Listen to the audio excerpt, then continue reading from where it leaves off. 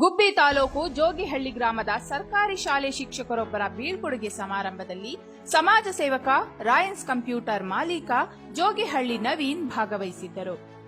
ಕಾರ್ಯಕ್ರಮದಲ್ಲಿ ನವೀನ್ ಮಕ್ಕಳಿಗಾಗಿ ಪುಸ್ತಕ, ಪೆನ್ ಸೇರಿದಂತೆ ವಿವಿಧ ಪಾಠೋಪಕರಣಗಳನ್ನು ನೀಡಿ ಮಕ್ಕಳಿಗೆ ಉತ್ತಮ ವಿದ್ಯಾಭ್ಯಾಸದ ಬಗ್ಗೆ ಸಲಹೆಯನ್ನ ನೀಡಿದರು.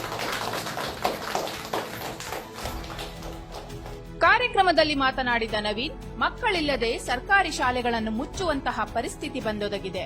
ಸರ್ಕಾರಿ ಶಾಲೆ ಉಳಿಸುವುದು ನಮ್ಮ ಕರ್ತವ್ಯ. ಈ ಬಗ್ಗೆ ಹಿರಿಯ ವಿದ್ಯಾರ್ಥಿಗಳು ಶ್ರಮಿಸಬೇಕು ಎಂದರು. ಒಂದು ವಿದ್ಯಾಭ್ಯಾಸ ಚೆನ್ನಾಗಿ ಮಾಡ್ಲಿ, ನಮ್ಮ ತರನೇ ಮಾಡ್ಲಿ ಮಕ್ಕಳು ಅಂತ ಹೇಳಿ ಒಂದು ವಿದ್ಯಾಭ್ಯಾಸದ ಕಿಟ್ ಅನ್ನ ವಿತರಣೆ ಮಾಡಬೇಕಂತ ಈಗ ಸುಮಾರು ಒಂದೂವರೆ ವರ್ಷದಿಂದ ಅಂದ್ಕೊಂಡು ಹೊರಟಿತ್ತು. ಹಂಗಾಗಿ ಇವಾಗ ಮೊನ್ನೆ ಒಂದು ವಾರದಿಂದ ಪ್ಲಾನ್ ಮಾಡಿ ಮೇಡಮ್ ಅವ್ರಿಗೆಲ್ಲ ಇದೆ, ಅವರು ಸರಿ ಮಾಡೋಣ ಅಂತ ಹೇಳಿ.